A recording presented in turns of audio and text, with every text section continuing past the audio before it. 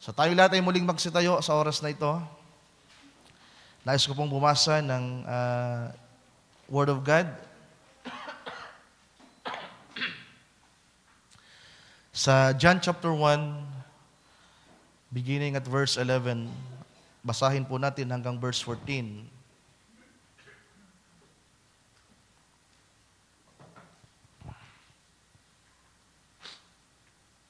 Sabi sa verse 11, He came unto His own, and His own received Him not. But as many as received Him, to them gave He power to become the sons of God, even to them that believe on His name, which were born not of blood, nor of the will of the flesh, nor of the will of man, but of God. And the Word was made flesh and dwelt among us. Sa KJV, please.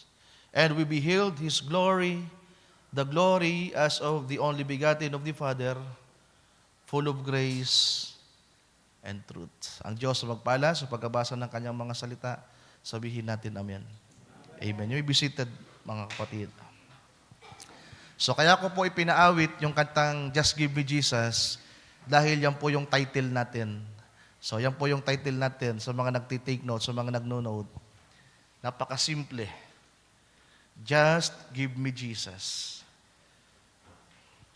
Nais kong bumasa ng quote ng prophet. Yung unang sinend ko sa iyo, Sir Mary Ann. So diyan ko po hinango yung title natin, yung topic natin ngayong gabi. Sa paksa niyang God's gifts always find their places, ipinangaral niya ng December 22, 1963. Sabi sa paragraph 154, May the great Christmas present, the first one and the only, and the original and the only one there is, Jesus Christ, be oppressed in your heart tonight. Can we say amen to that? Sabi ng propeta, pakibaba please, sabi niya, naway ang nag-iisang dakilang regalo ngayong Pasko, ang naunang nag-iisa at kaisa-isang orihinal na nag-iisa na narito, si Jesucristo, ay manariwa nawa sa inyong mga puso ngayong gabi. Amen. Manariwa. Sabi pa niyan, sa pagpapatuloy, may the Holy Spirit, pakitaas na po, come to you and bring ministering gifts and things from God. Sabi ng prophet, naway ang Espiritu Santo ay pumarian sa inyo at magdala ng mga regalong ipaglilingkod at mga bagay na galing sa Diyos. A gift that you might live a better life. Isang regalo na pwedeng bigyan kayo ng mas magandang buhay. Amen. Kontento po ba tayo sa naging buhay natin ngayong taon, mga kapatid? Siguro naman, oo, kahit paano, di ba? Pero ang Panginoon ay pinapalago pa tayo. Lalo niya tayong inaangat at dinadala sa mas mataas na kalagayan sapagkat yan ang kaniyang nais sa atin. Kasabi niya, meron daw pong regalo na pwedeng matanggap ang isang Kristiyano na kung saan higit na magiging mabuti ang kanyang buhay. That's what I want. Sabi niya, ito ang gusto ko. I would rather have the life of Christ in me to live sweet and victorious than I would all the gifts of healing, the gifts of prophecies, all them other gifts. Just give me Jesus. Tagalogin natin, ibaba mo ulit, Sir Mary Ann. Sabi niyan, mas gugustuhin ko pa na magtaglay ako ng buhay ni Kristo na nasa akin, na mabubuhay akong matamis, di ba? May katamisan, may sweetness, at mananagumpay, kesa tumanggap ako ng mga kaloob o regalo ng kagalingan, ng pagpapagaling, ng kaloob, ng panghuhula o pangangaral, at iba't iba pang maraming regalo o kaloob. Sabi niya, ibigay mo lang sa akin si Jesus. Ibig sabihin, ang mindset ng prophet, mga kapatid, si Kristo ay sapat na. Di ba? Sa pagpapatuloy, sabi diyan, let me live the life. The life is what I want to live. Hayaan mong mabuhay ako sa isang buhay na nais kong ipamuhay. I want to live so others will know. Nais kong mabuhay sa buhay na yon na tinutukoy ng prophet, which is the life of Christ, upang makita at makilala ng mga tao ang buhay na ito. That's my desire at Christmas. Yan ang nasa ko, yan ang gusto ko ngayong Christmas, na makita ang buhay ni Kristo sa akin. Na makilala ng mga tao ang isang kakaibang buhay, na ang buhay na ito ay galing sa Diyos. Sabi niya, and I pray that's your desire.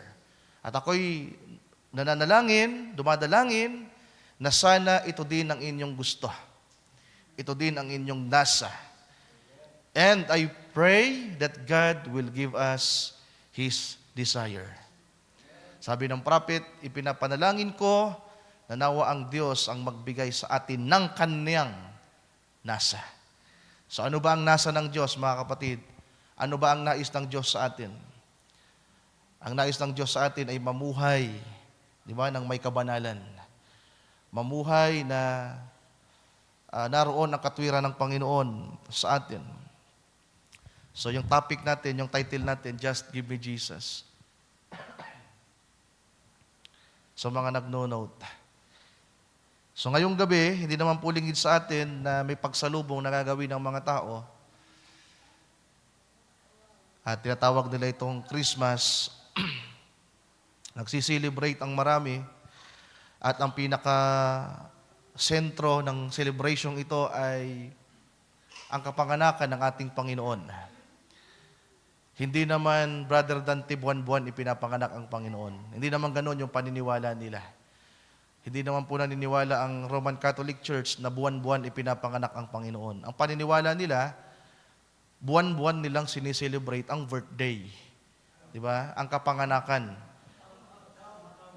Taon-taon. Ano sabi ko? Oh, taon-taon. Very good si Pai Ito ya. Attentive. So taon-taon. Taon-taon, rather. So yan po ang pagkilala ng mga tao. At nakapokus sila sa pagdiriwang, nakapokus sila sa handaan, nakapokus sila sa pamilya, nakapokus ang ilan sa regalo, at kung ano-ano pang mga, sabihin natin, decorations. Ang iba ay nagpapagandahan ng bahay, di ba? May mga kompetisyon, nakapokus sa mga kung ano-anong mga pakulo nila, mga mahal kong kapatid. Another quote, bago tayo magpatuloy para dire-diretso na po ako sa pangaral mamaya. Another quote, sabi ng prophet, let me make this clear, I do not believe that Jesus would care what day you worship His birthday on. Sabi niya, nais kong linawin ito ngayon. Hindi ako naniniwala na si Jesus ay may pakialam. Sabi niya, hindi ako naniniwala na papakialaman ng Panginoon kung anong araw niyo sasambahin siya sa kanyang kapanganakan. Pwedeng ito ay 25, 26, or whether it's April, May, June, July, or whenever it might be. Just so you worship. So, hindi daw po mahalaga sa Panginoon kung kailan natin ipagdiriwang ang kanyang kaarawan. Dapat nga araw-araw, di ba? Wala daw, hindi daw yan iniisip ng Panginoong Diyos. Itaas natin. Ang mahalaga lang ay sambahin natin siya, Sir Marian. Just so you worship. You worship Him on any day. So, dapat daw natin siyang kilalanin. Dapat daw natin siyang sambahin araw-araw o anumang araw. Paragraph 12, sabi diyan, but here is what it is. They have taken the sacredness from Christmas to make it not a Christmas, a worship day, but a celebration. See? So, imbis na pagsamba, imbis na pagkilala sa Panginoon, ang gagawin ng tao, nauwi ito sa pagdiriwang. Naalala niyo na ipinanganak ang ating Panginoon, mga mahal kong kapatid, 2,000 taon ang nakakalipas, merong 3 pantas na lalaki ang dumalaw sa kanya. At yung 3 pantas na yon, sa paniniwala ng iba, 3 hari daw, nang pumaroon sa Jerusalem, o sa Bethlehem rather, ang ginawa nila ay sumamba sa Panginoon. They worship the Lord Jesus. Pero ang ginawa daw ng tao ngayon, mga mahal kong kapatid, may mga tao daw na inalis ang kasagraduhan ng Christmas. So ano ba yung thought ng prophet? Ang kaisipan ng propeta, hindi yung literal na Christmas ang tinitingnan niya, kundi ipinapakita niya na ang Christmas ay kapanganakan ng Panginoong Jesucristo. Yung pagkilala. Kaya ang nasa isipan ng prophet, pag sinabi niyang Christmas, yan ay araw ng kapanganakan ng Panginoon. At sinasabi niya, walang pakialam ang Diyos kung anong araw na, wala siyang specific date na bibigyan niya ng halaga. Sapagkat ang bawat araw o anumang araw ay pwedeng dito natin sambahin ang Diyos. Nakakaintindihan po ba tayo? So walang specific day na bagamat ang kinagistan nating relihiyon ay ginawan nila ng eksaktong araw. Nasabi pa ng propeta, ito ay isang myths. It is from mythology. Na dati ang ipinagdiriwang nila ng pagan Rome, ng Roma, ay ang kapanganakan ng kanilang sun god, Isyuen. Meron silang Diyos-Diyosan na ipinagdiriwang nila ng December 25. Nang ang Roma ay hindi pa Kristiyano, ang mga taong ito ay pagan pa. Sumasamba sa mga Diyos-Diyosan bago sila nakipag-isa sa Kristyanismo.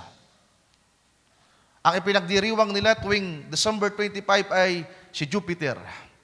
Ang tawag diyan ay Isyuen. Bagamat hindi naman talaga araw, pero tinatawag nilang sun god.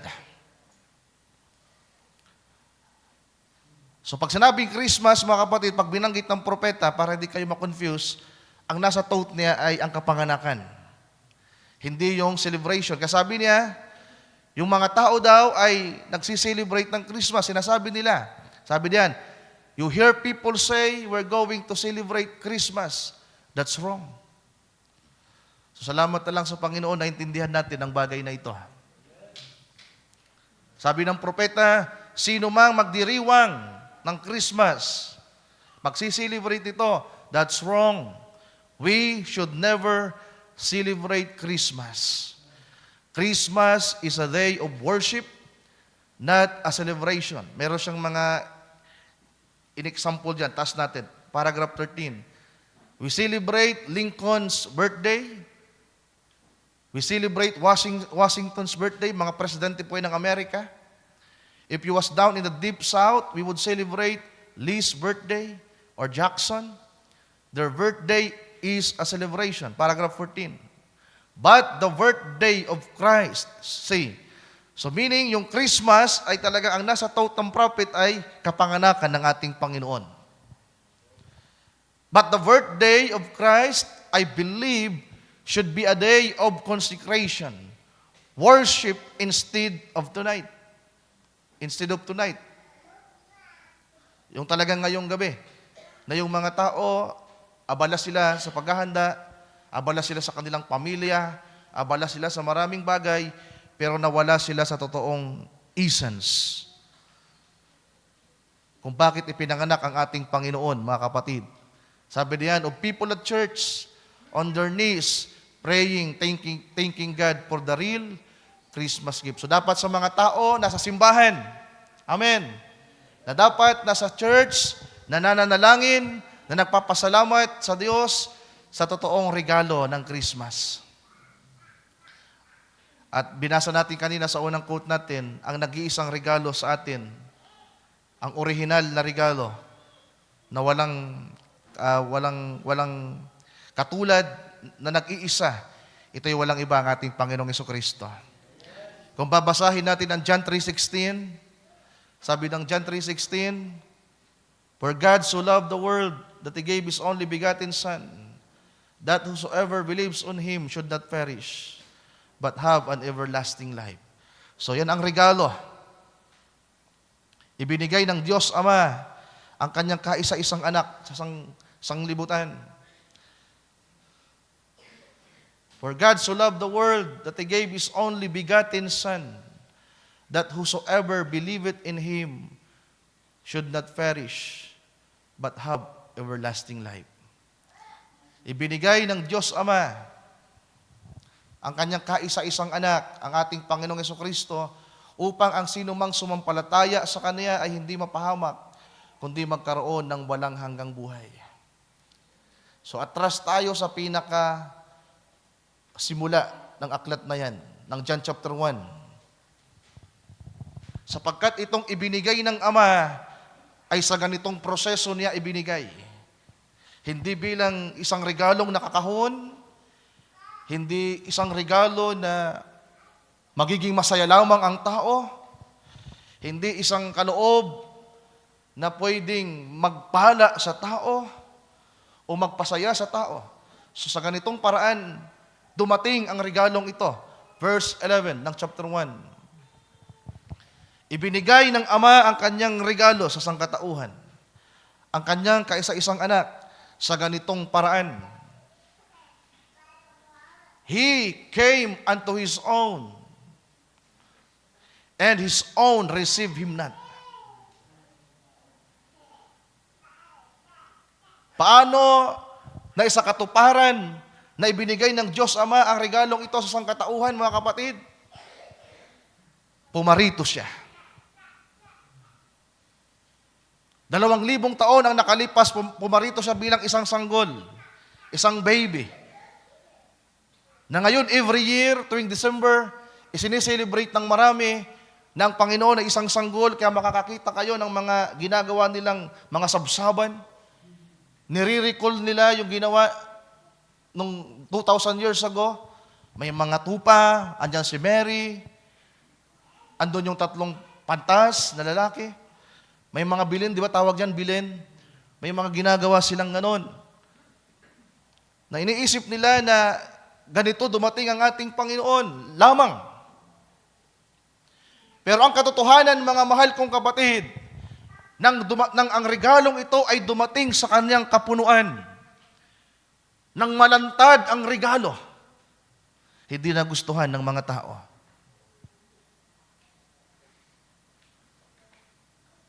Ang ating Panginoon ay hindi na natiling sanggol. Ang ating Panginoon ay hindi na natiling hindi ibinubuka ang kanyang bibig. Dumating ang araw nang ang edad ng ating Panginoon ay 30 years old. Sa edad na 30, lumapit siya kay Juan Bautista. Sinabi niya sa propeta, "Juan, bautismuhan mo ko." Sabi ni Juan, "Panginoon, hindi maaari. Dapat nga ako ang bautismuhan mo." Sabi ng Panginoon, "Pahintulutan mo, sapagkat ito ang nararapat. Dapat nating ganapin ang lahat ng katwiran ng Diyos." Kaya anong ginawa nila? Si Juan at ang ating Panginoong Hesus lumusong sa ilog ng Jordan. Yung tubig hanggang bewang. Inilublob ni Juan ang ating Panginoon at binautismuhan sa ilog ng Jordan. At pagbangon ng Panginoon, pag-ahon niya mula sa ilog, sabi sa banal na kasulatan sa Luke chapter 4, Matthew chapter 4, nagpasimula ang ating Panginoon na mangaral at magturo. Ang John chapter 14 verse 6 ay nagsasabi, mga kapatid, dumating ang araw na ito ang nilalaman ng mensahe ng ating Panginoon na ipinapadala sa mga tao, pinapaabot sa mga tao. Sabi niya, Jesus says unto him, "I am the way, the truth, and the life. No man cometh unto the Father, but by me. Ako ang daan, ako ang katotohanan, at ang buhay. At yan po ang hindi kayang tanggapin ng tao. Ang daan ng Diyos. Sapagkat ang daan ng Diyos ay kakaiba sa daan ng sanglibutan. Sabi pa ng banal na kasulatan, makipot at makitid ang pintuan papuntang langit. At napakalaki at napakaluwang ng pintuan patungo sa kapahamakan. At marami ang nagsisipasok doon. Malawak, malaki, maganda ang daan papunta sa kapahamakan. Sabi pa ni Haring Salomon, maraming daan na tila ba maganda at tama sa paningin ng tao. Pero ang dulo pala ay kapahamakan. Kaya yung verse 11, balikan natin, hihimayin natin yung nandito mga kapatid. Sabi ng banal na kasulatan, He came unto His own. Unang-una na ang bayan ng Israel, ang mga Hudyo. Nang dumating ang ating Panginoon, at magpasimula siyang mangaral at magturo, na-offend sila. Nagalit sila. Na mas pinili pa nilang ipako ang ating Panginoon. Kaya tingnan nyo, hindi tayo nakasentro sa baby Jesus. Ang regalo ng Diyos Ama ay isang Kristo na mayroong daan, katotohanan at buhay. Hindi na natiling sanggol ang ating Panginoon, mga mahal kong kapatid. Dumating ang araw na siya'y nangaral at nagturo at ito yung hindi natanggap ng mga tao. Mas pinili pa nila yung isang makasalanan. Mas gusto nilang palayain yung taong magnanakaw, manggugulo, sa katauhan ni Barabas. At mas gusto pa nilang maipako ang ating Panginoon. Hindi siya tinanggap ng kanyang sariling mga tao. Verse 12, But as many as receive Him, to them gave He power to become the sons of God, even to them that believe on His name. Amen. Ngunit sa kanila na tumanggap sa Kanya, ay binigyan niya ng kapangyarihan o karapatan na maging mga anak ng Diyos. So, sino dito ang mga anak ng Diyos ngayong gabi? Binigyan ng karapatan na maging mga anak ng Diyos. Sa makatwid bagay, ang mga nagsisampalataya sa Kaniyang pangalan. Verse 13, na mga ipinanganak na hindi sa dugo, ni sa kalooban ng laman, ni sa kalooban ng tao, kundi ng Diyos. So yan yung tatawag nating born again experience. Itong mga taong ito na tumanggap sa Panginoon, na naniwala sa Kanya, sumampalataya sa Kanya, ay nagkaroon ng karapatan na tawagin na maging mga anak ng Diyos, na hindi sa pamamagitan ng kapanganakan ng tao. Paano ba tayo ipinanganak ng Diyos, mga kapatid? Paano tayo pinanganak ng Diyos? Sa sulat ni Apostol Pedro, mga kapatid, ang sabi doon, ipinanganak tayo sa pamamagitan ng salita. Nang sampalatayanan natin ng salita ng Diyos, ipinanganak tayo. Ibig sabihin, nagkaroon tayo ng panibagong buhay.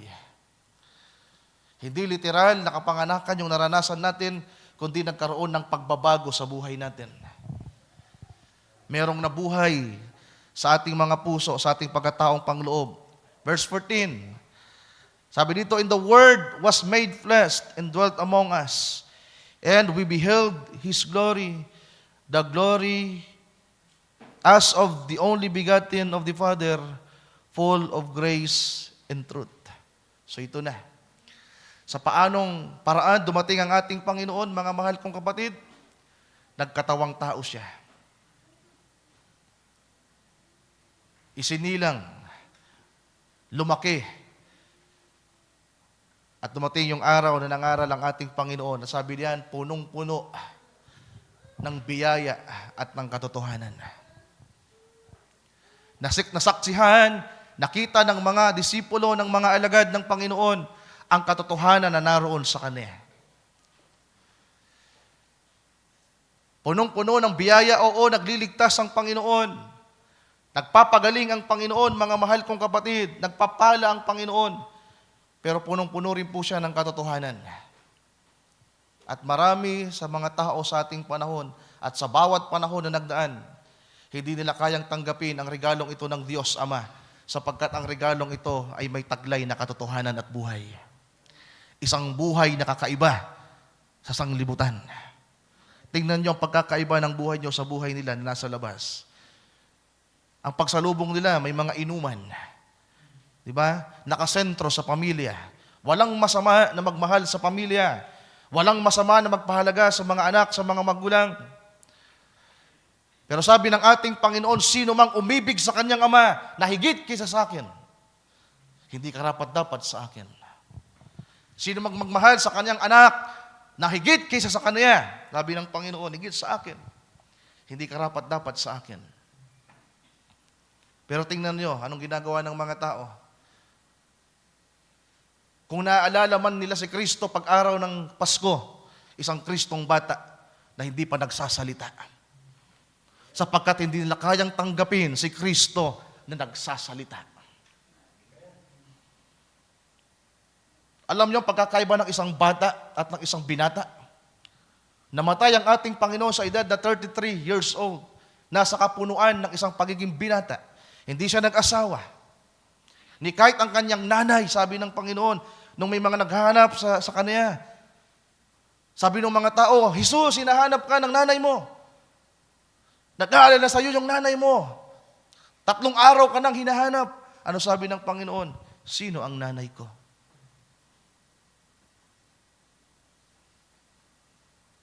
Wala bang galang ang ating Panginoon sa nanay niya? May galang siya. Kaya lang meron siyang mensaheng ipinapaabot na ang relasyon dito sa lupa ay may hangganan. Kaya sabi niya, kinikilala ng Panginoon na nanay, pamilya, mga kapatid, ay yung mga tumatanggap ng kanyang salita. Maraming mga tao, nag-i-enjoy sila sa isang sanggol na Jesus. Napakasaya naman kasi talaga pagsanggol, di ba mga kapatid? Wala kang maririnig sa kanya na anuman. Pag tiningnan mo siya, full of grace, magiging masaya ka. Ang sarap naman kasing hawakan ng isang sanggol. Kahit nga yung mga anak natin, pag baby pa, di ba? Ang sarap kargahin, yakapin. Pero alam nating mga magulang na habang lumalaki yan, magiging makulit yan, magiging pasaway. Minsan iniisip natin, kung hanggat maaari, wag nang lumaki. Minsan sinasabi natin, ngayon lang yan. Lalaki din yan. Tapos magiging sakit na sa ulo.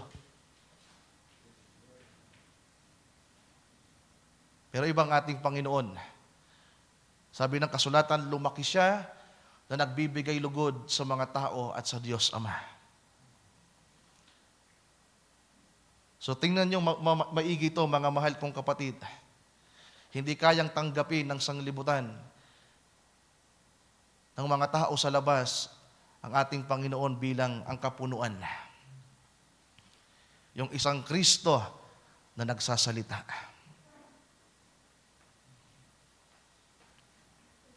Sapagkat kapag ang Kristong nagsasalita ang nakasama mo, anumang bagay na ginagawa mong mali, pagsasabihan ka.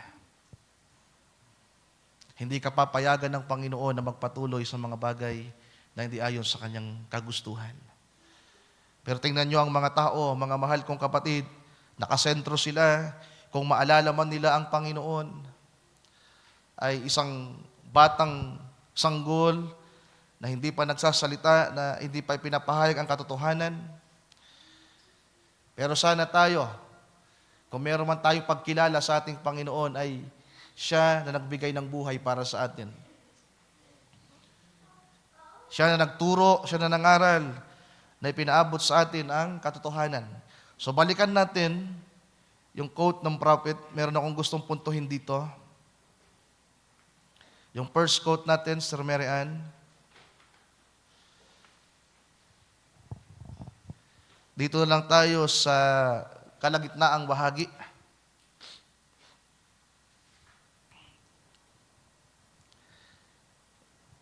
May the Holy Spirit, yan, sabi diyan, may the Holy Spirit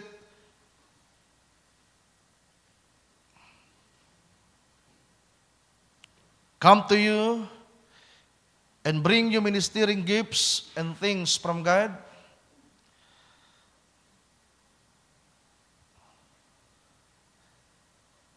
A gift that you might live a better life.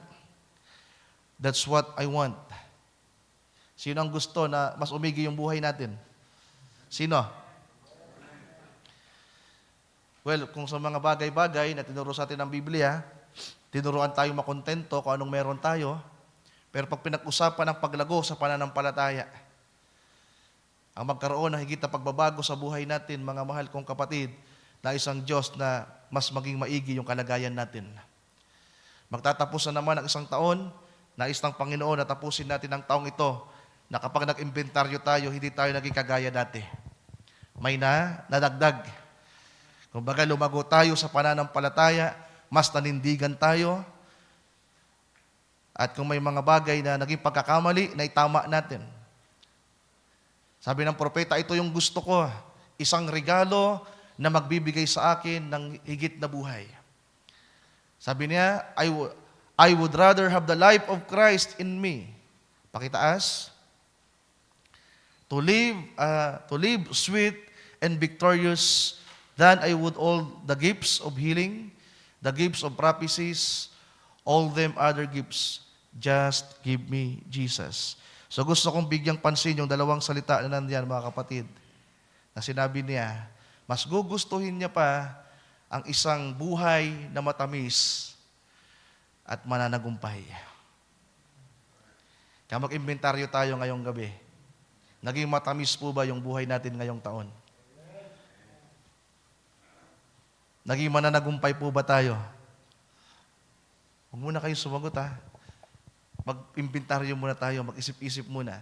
From day 1 ng 2025, naging matamis ba yung buhay ko? O puro kapaitan? Puro pagluha?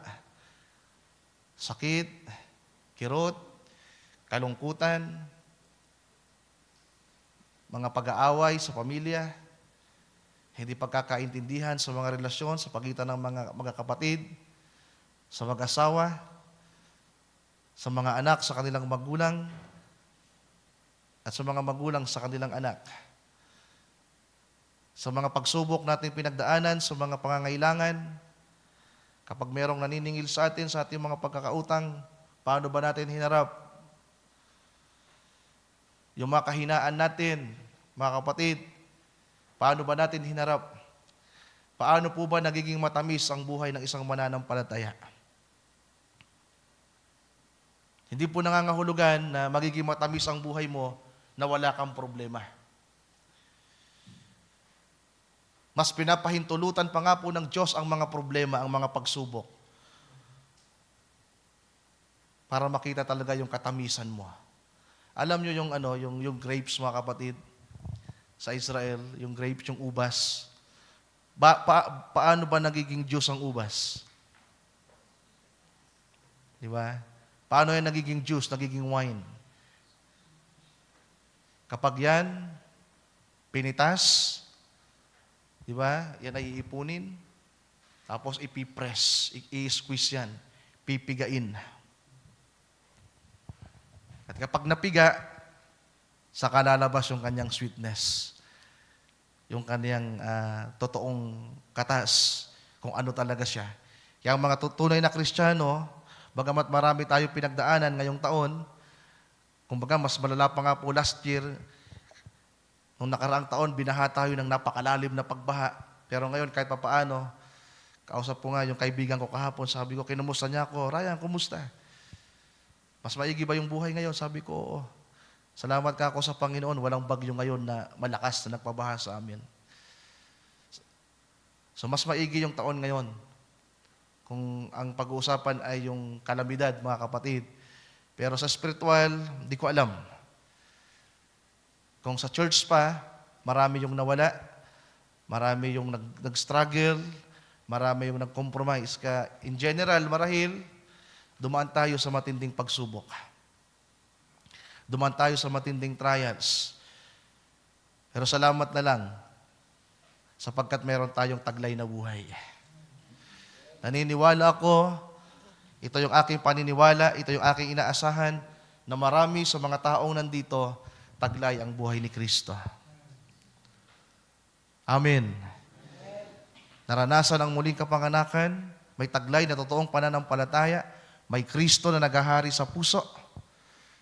Na bagamat kung minsan nakakalimot tayo, nakakaligtaan natin, at nawawalang halaga natin ang regalong ito ng Diyos sa atin, pero every time na ipinapaalala sa atin, agad tayong nanunumbalik. At kapag may mga pagsubok na dumarating, na pinapahintulutan ng Diyos, lumilitaw kung sino talaga tayo. Agad tayong nagpapakumbaba, at agad tayong lumalapit sa Kanya. Sino sa atin dito ang walang pinagdaan ng pagsubok ngayong taon? Taas ang kamay. Wala. Sino ang may malalang pagsubok na pinagdaanan? Nangunguna po si Brother Itoy. God bless you po, Brother Itoy. Sino pa? Si Brother Alex. Kayo, kamusta kayo? Wala ba kayo pinagdaan ng problema? Sister Erica, di ba may pinagdaanan ka? Matamis na ba ang puso mo ngayon, Sir Erica? Binabati pala natin yung invited niya. God bless you, Jade. Matamis na ba ang puso? Di ba? May mga bagay na pinapahintulutan ng Diyos. Pero iniisip ko nga, baka kako gayahin ng ibang mga young people natin dito. Di ba? Alam nyo naman yung turo natin dito. Nasa inyo kung sino yung pipiliin yung maging boyfriend, maging asawa, pero dapat wag kayong bibitaw sa Panginoon. Dahil oras na bumitaw kayo sa Panginoon at talagang sinuway nyo ang Kanyang salita, doon tayo magkakaproblema. Pero every time na itinatama natin yung pagkakamali natin, anumang pagsubok nating pagdaanan, anumang mga, sabihin natin, pagkukulang na nangyari, kapag bumalik tayo sa Kanya at itinama natin, ang Diyos ang nagbibigay sa atin ng pagtatagumpay, mga kapatid. At yung tila ba masakit, masalimuot ng mga pangyayari, nagiging matamis. Diba, mapapaiyak ka na lang na may pagpapasalamat sa Panginoon. Sinasabi mo, Lord, salamat. Sa kabila ng mga pagkakamali ko, sa kabila ng mga problema na dinaanan ko, mga pagsubok na kinaharap ko, andito pa rin ako. Pwede ba natin palakpakan ng Panginoon, mga kapatid? Hallelujah. Nais kong basahin ang 1 Corinthians rather. Sana nga po ay magtatapos ang taong ito na matamis ang buhay natin at may pagtatagumpay, mga kapatid. 1 Corinthians chapter 15.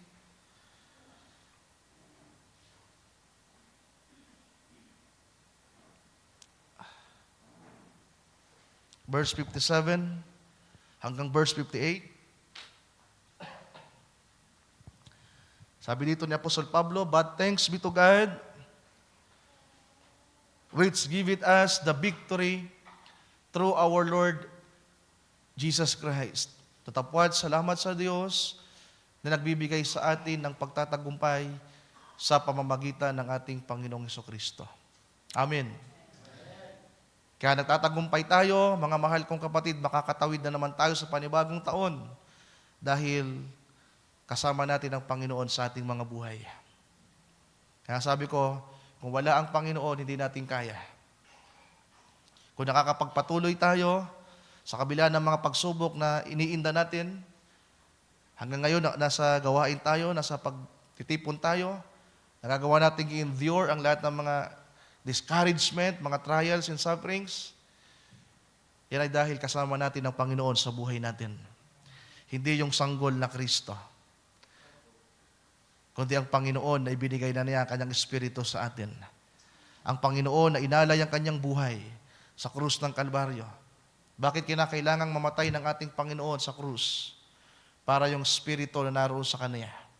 Yung dugo ay dumanak, yung dugo ay tumigis, sapagkat sabi ng kasulatan, ang buhay ay naroon sa dugo. Sabi pa ng ating Panginoon, kung hindi siya mamamatay, hindi may pagkakaloob sa atin ang kanyang Espiritu Santo.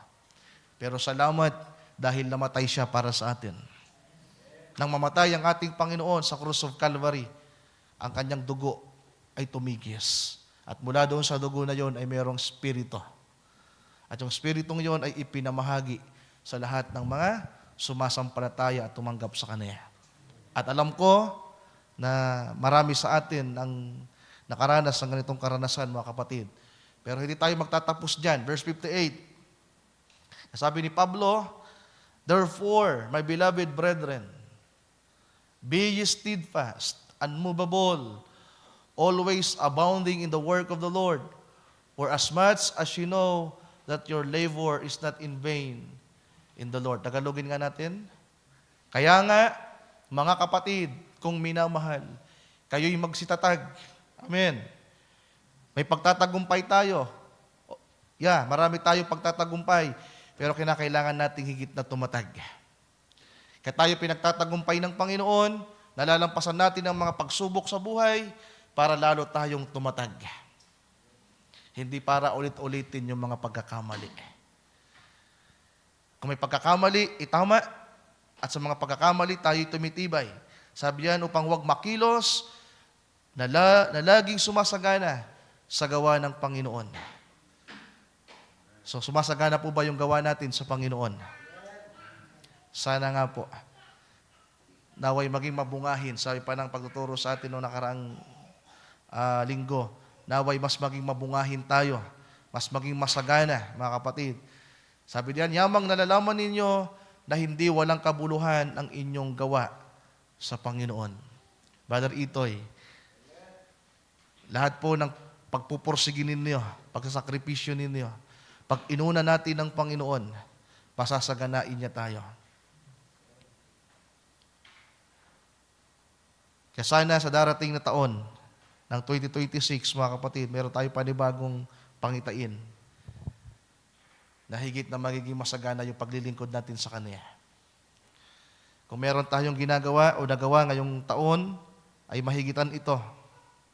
At higit na maging mabungahin ang ating paglilingkod, mga mahal kong kapatid. At lalo tayo pagpalain ng ating Panginoong Diyos. Nais kong bumasa pa. At di tayo magtatapos. Balikan natin yung John. Ayaw ko pong magpakaabala. John chapter 1. Balikan natin yung main text natin.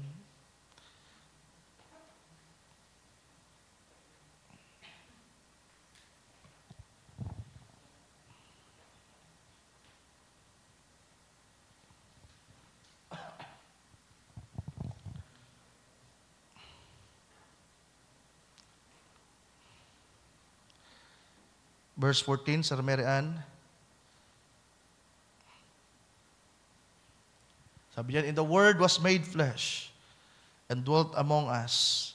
And we beheld His glory, the glory as of the only begotten of the Father, full of grace and of truth. So ang testimony ito ay galing kay Juan na minamahal. At kung titingnan natin ang kanyang unang sulat, ikabit natin, mga kapatid, 1 John chapter 1. So, iparallel natin yung verse 14 sa unang sulat niya. 1 John chapter 1, verse 1. Sabi dito, that which was from the beginning. So, doon kasi sa verse 14, pinatutuhanan niya na nakita nila ang kaluwalhatian ng Panginoon. They beheld the glory of the Lord, full of grace and full of truths. So, ngayon, mas nilinaw niya dito. Sabi diyan, that which was from the beginning, which we have heard, which we have seen with our eyes, which we have looked upon, and our hands have handled the word of life. Sino ang ikinikwento ni Juan, mga mahal kong kapatid? Hindi yung nakita lang nilang sanggol, kundi merong kapahayagan si Juan na minamahal, na ang kanilang nakita, ang kanilang nakasama, ang kanilang nahawakan, ay yung nagbuhat pa daw mula sa pasimula. Bago pa tayo nalikha.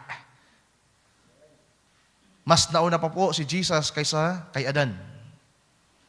Kaya pag sinabi ni Juan na siya ay galing sa pasimula, hindi yung ispinanganak na sanggol. Kaya pagkilala natin sa ating Panginoong Jesucristo ay hindi yung ipinanganak na sanggol lamang, kundi siya ang siya ay galing pa doon sa pasimula. At sa pamamagitan niya, lahat ng bagay ay nalikha. Amen. Sabi niya, doon sa English, doon lang tayo sa English, Sir Mary Ann, siya na nagbuhat sa pasimula, aming narinig, nakita ng aming mga mata, nasaksihan namin, nahawakan ng aming mga kamay, ang salita ng buhay. Amen. Kaya niyo bang sabihin din yan, mga kapatid? Pag tinanong kayo, sino si Kristo? Hindi sanggol ang makikita niyo sa inyong imahinasyon. Hindi baby, kundi isang Kristo na siya ay naroon sa pasimula pa, na lumalang sa bawat isa sa atin. Kaya nga kung babalikan natin yung John, atras ulit natin sa John chapter 1, Sir Mary Ann, yung binabasa natin kanina ay verse 11 hanggang verse 14. Baba tayo sa verse 1. Atras mo lang sa verse 1. Nasa verse 11 tayo, punta ka sa una. Yan. Yan yung tinutukoy na pasimula. In the beginning was the Word. And the Word was with God. And the Word was God. Sino siya? Siya ang salita. At ang salita na yan ay katotohanan. At ang salita na yan ay may buhay. Buhay na banal, buhay na matuwid. At yan po ang ibinigay ng Diyos sa atin. Ang kaniyang salita. Sapagkat ang sabi ng kasulatan, si Kristo at ang salita ay iisa. Kaya hindi po dapat, kumbaga, ina-apply kasi natin sa panahon natin ngayon, ngayong araw mismo, na yung mga tao, iba yung kanilang natanggap. Iba yung kanilang pagkilala. Iba yung kanilang ginagawa. Yung pagdiriwang nila, hindi nakasentro sa salita ng Diyos. Sabi pa sa verse 2, the same was in the beginning with God. Kasama na daw ng Ama, ng Diyos Ama, ang salita. Verse 3, all things were made by Him, and without Him was not anything made that was made. Lahat ng bagay ay ginawa sa pamamagitan niya. Nino? Ng salita ng ating Panginoong Hesus. At alinman sa lahat ng ginawa ay hindi ginawa kung wala siya. At pagdating sa verse 14, talon na tayo sa verse 14, at ang salita ay naging laman. Ipinanganak sa sabsaban. Yung salita na may taglay na buhay at katotohanan na galing sa trono ng Ama, naging tao. Ipinanganak ni Maria. Naging mapalad si Maria, walang asawa si Maria. Meron siya noon kasintahan. Si Joseph ay boyfriend pa lang niya, engaged pa lang sila. At sa panahon pong yun, bawal po yung ginagawa ng mag-asawa sa magkasintahan. Pero ang babaeng ito ay naging mapalad, pinili ng Diyos Ama para doon ilagay ang sanggol. Kaya ang tawag sa kanya, Virgin Mary.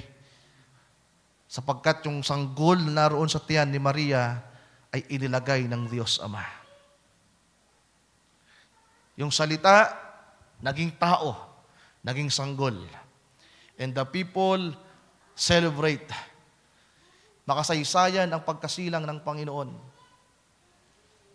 Pero hindi siya nanatiling sanggol. Lumaki siya. Nangaral, nagturo, inalay ang kanyang buhay. Namatay sa krus ng Kalbaryo. After 3 days, nagbangon ulit. After 40 days, umakyat ulit sa langit at lumuklok ulit sa kanyang trono. Na nakamasid siya sa atin ngayon. Do you believe that? Nakikita niya tayo. Tayo bilang tao, yung dimension natin hanggang 3 lang. Hindi natin makita ang mga anghel, hindi natin makita ang mga demonyo, sapagkat hanggang 3 dimension lang tayo.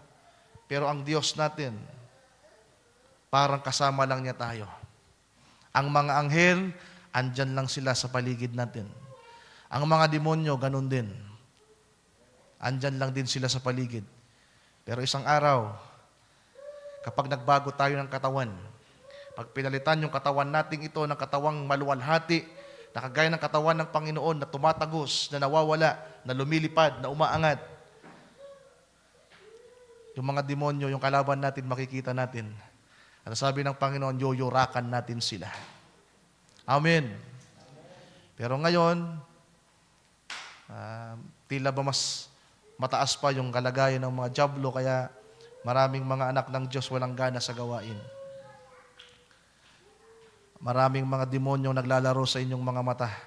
Diba? Nagtotombang preso. Kaya kumisan ay gusto nating matulog, mga kapatid.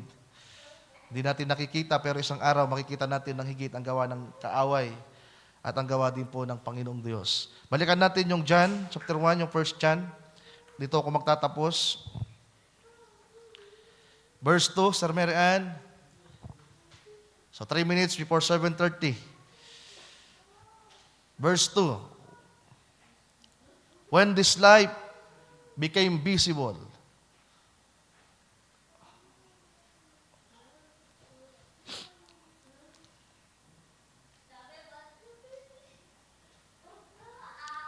sa GNV, basahin natin sa GNV or GNV.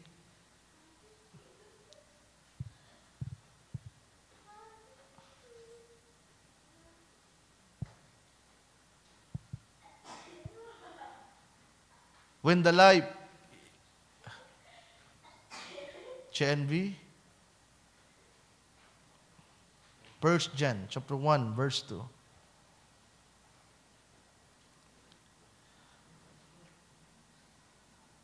When this life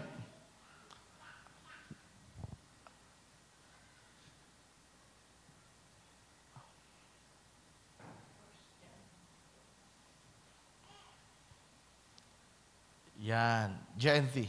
When this life became visible, we saw it.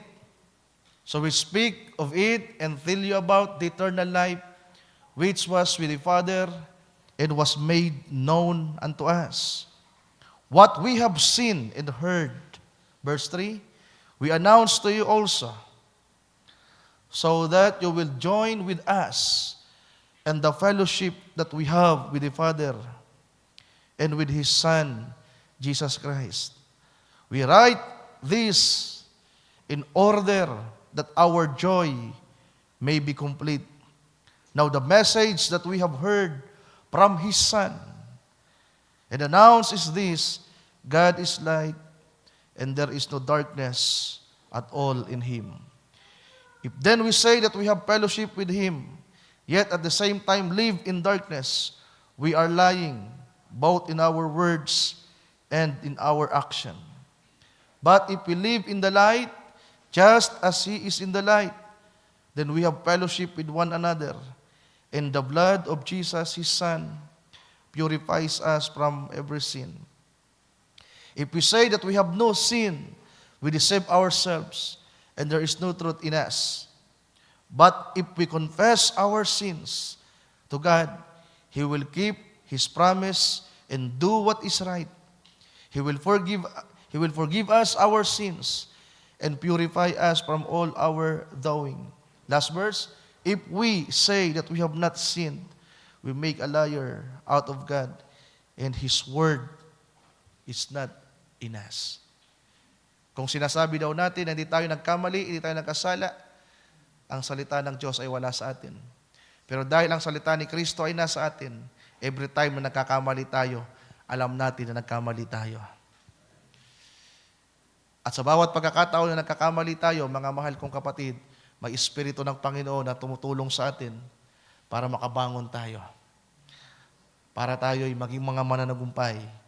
Hallelujah. At sa kabila ng mga pagsubok at kahirapan, meron pa ring ngiti ng pagpupuri at pagpapasalamat sa Kanya. Ating palakpakan ng ating Panginoon sa gabing ito. Tayong lahat ay magsitayo, mga kapatid.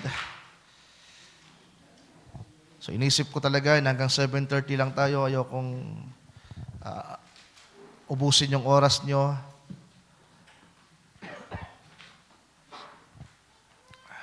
Mawit tayo.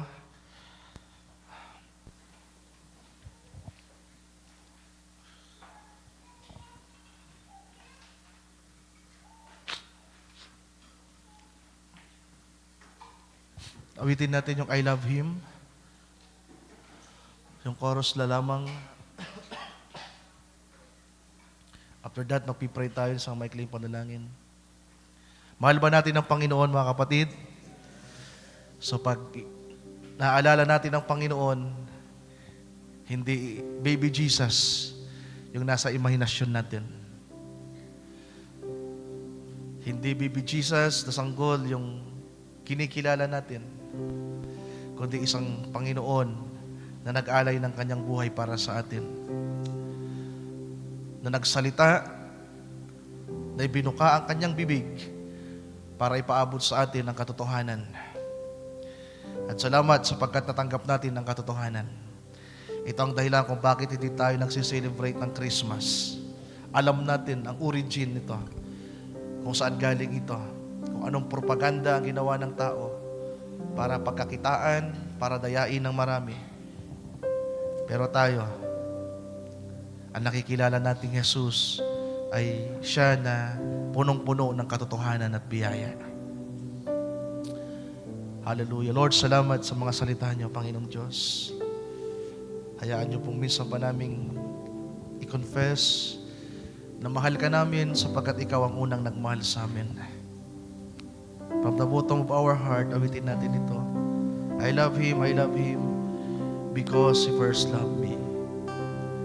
Thank you, Lord. I love Him. I love Him because He first loved me.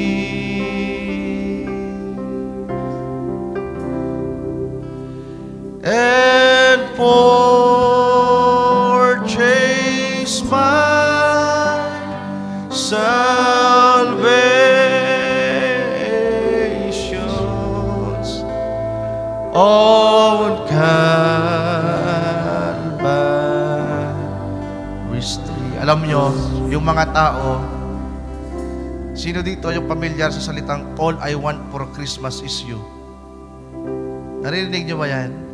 Taas nga yung kamay nang alam yung salitang yan. Taas ang kamay. Kanta yata yan eh. All I want for Christmas is you. Yung iba, pamilya, loved ones. Pero tayo, ang kailangan natin, si Kristo. Mahal ba natin ang Panginoon, mga kapatid? Siya pang unang nagmahal sa atin. Kaya kung mararamdaman natin, mararanasan natin yung pagmamahal niya, magagawa din natin siyang ibigin, pabalik. Bisan pa, awitin natin. Hallelujah, tamahin natin ang presensya ng Panginoon ngayong gabi at tayo manalangin ng sama-sama. Thank you, Lord. Hallelujah. Thank you, Jesus. I love Him. I love Him because, hallelujah, He first. Thank you, Lord. Hallelujah. Thank you, Jesus. And purchased purchase my salvation. Salamat sa katubusan, Panginoon. Salamat sa kaligtasan. Hallelujah. May sampa. I love Him, I love Him. Thank you, Lord. Salamat po sa pag-ibig niyo sa amin. I love Him. Oh, I love Him because He first. Hallelujah. Salamat sa iyong pag-ibig, Panginoon. And purchase my salvation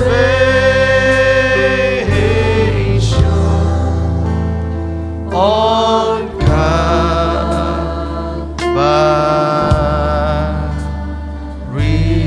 tree. Pumalakpak ang lahat ng nakaranas ng kaligtasan.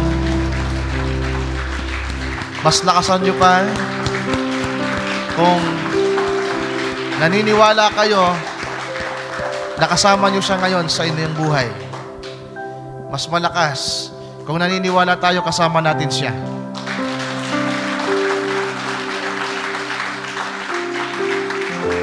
Hallelujah. Sabi ng kasulatan sa sulat ni Juan, hindi natin pwedeng dayain ng Diyos, mga kapatid, ang ating mga sarili. Pero salamat, alam natin kasama natin siya. Hallelujah. Salamat sa pag-ibig ng Diyos sa bawat isa atin. Tayo manalangin. Hallelujah.